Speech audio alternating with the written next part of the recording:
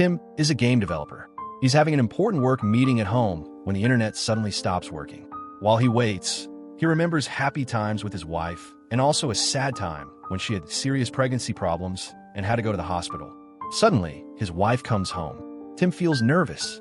They go downstairs and meet the building manager, who says the building repairs are almost done and the coverings will be removed soon. A helicopter flies by, and the manager says there's a big fire at the port. Tim's wife shows him her old car, which is back from the repair shop. They sit inside the car and eat pizza. She says they should move to Paris and start a new life because she left her job after their child died from pregnancy problems. Tim wants to go but says he can't right now because of work. He gets a call and becomes busy.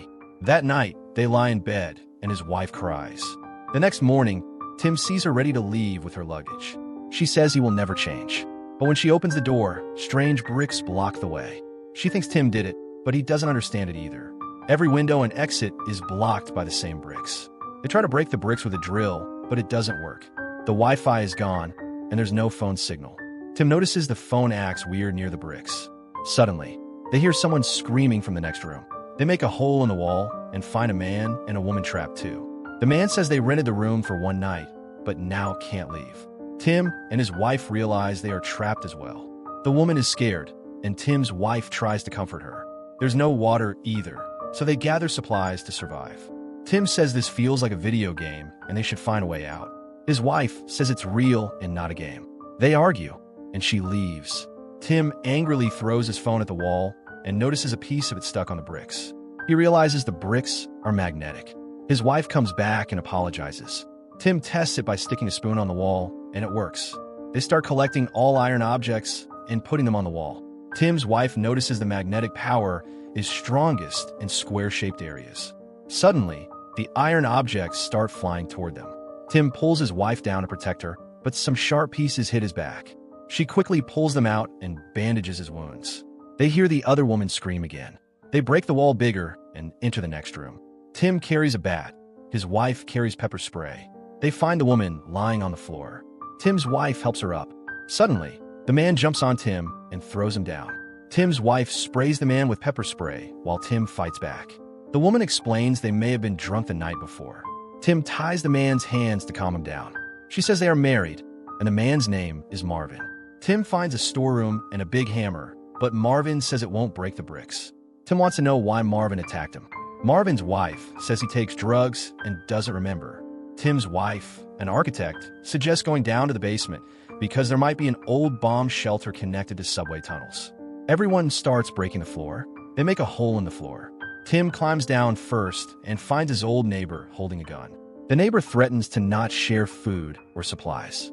His granddaughter convinces him to cooperate. Everyone climbs down into the pit. Tim unties Marvin and asks him to help dig. Tim finds a strange device in the wall with a camera. The neighbor says the building manager installed it. Marvin says it's like a real-life Squid Game. Tim's wife says they should check the manager. They break into the manager's flat but find him dead with his hands cut off. Marvin vomits and runs to the bathroom. His wife follows. Tim calms his wife. Tim checks the manager's phone and finds pictures of the strange walls. They go back to digging. Tim's wife shows him a news article about the fire. Tim realizes everything is connected. Suddenly, the ground breaks and Tim, his wife, and Marvin fall down. The old man's granddaughter wants to go too. The old man gives her a gun, but she insists he comes with her. A man named Yuri appears. He says he came to stay with his friend, who is now dead from stress over the bricks. They discuss whether it's safe outside. Marvin, his wife, and Tim's wife decide to take the risk and leave. The granddaughter stays to check on Yuri's friend's work. Everyone breaks the ground to the basement. In the basement, they find a tunnel, but the same brick wall blocks it. Marvin hits it with a hammer. The old man points a gun at Marvin. Marvin fires, and bullets make the wall vibrate. Tim yells for everyone to duck. The old man is hit and dies. Everyone sits together. Marvin's wife asks if they all have something in common. She shares a near-death experience. The granddaughter says her mother died of cancer. Yuri says he killed a man when he was a policeman. The granddaughter scolds Marvin for the old man's death, and he apologizes. They ask Tim and his wife to share their story. Tim's wife starts talking, even though Tim tries to stop her. She says they lost their child while she was pregnant, and Tim was too busy with work to comfort her.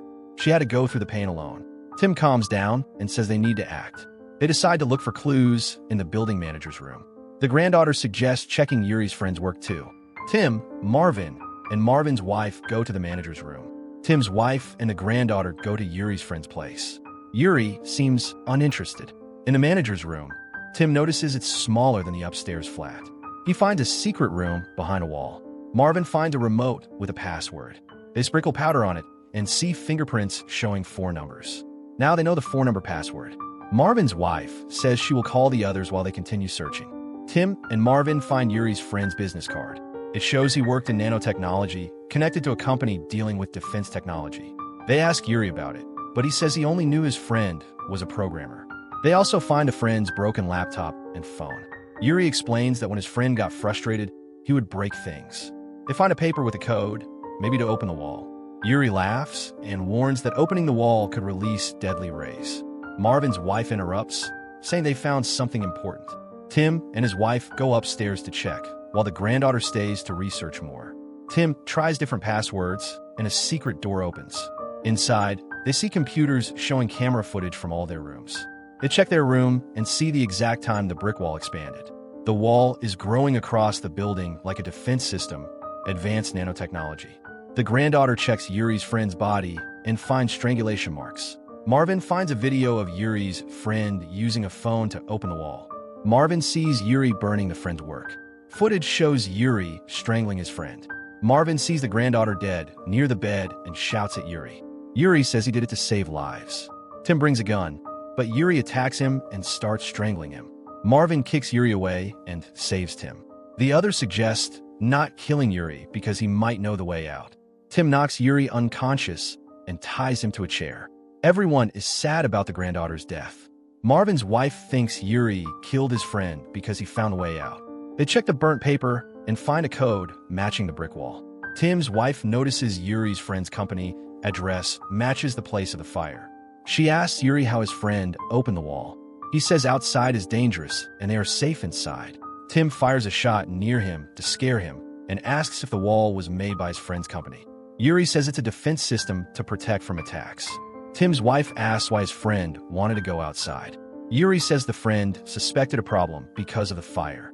Marvin agrees. They realize Yuri's friend was programming an app to open the wall. Yuri destroyed the laptop and phone to stop him. They connect the broken phone to the computer and figure out the phone is the key. The square areas on the wall act like locks. The friend used the phone's flash to open the door. Tim fixes the app and they try it on the wall. Pressing buttons randomly, the flash turns on and the wall moves, showing a possible way out. Marvin's wife puts her hand inside the wall and feels heat. Suddenly, something pulls her in and she gets stuck. They try to pull her out, but the wall closes and she dies. Marvin is devastated. Yuri laughs. In anger, Marvin shoots Yuri and then kills himself. Now only Tim and his wife are left. They feel everything is over. Tim's wife says she was very sad when their child died and needed him. Tim says he's thankful she never left him. She says, "Because I love you." They decide to find a way out together. They run the app again and see that different button sequences cause different flashes. They watch a video to follow Yuri's friend's route. They go down and try to open the wall. Suddenly, Yuri, who is alive, attacks Tim. He chases Tim's wife, who falls into the basement. Tim pushes Yuri, making him fall too, then follows his wife. They run through the basement. Yuri follows but stays outside as they close the door. Tim gives his wife the phone, and she unlocks the door with the app. Yuri attacks again, but Tim's wife hits him with a hammer from behind, killing him. Finally, Tim and his wife move through the tunnel and escape. The brick walls have surrounded the whole building.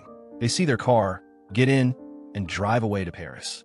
A radio broadcast says the company's advanced nanotech system was activated by the fire, and the whole city is under its control. To survive, the nanotech system would need to be turned off. The story ends. Don't forget to like this video and subscribe to our channel. Thanks for watching.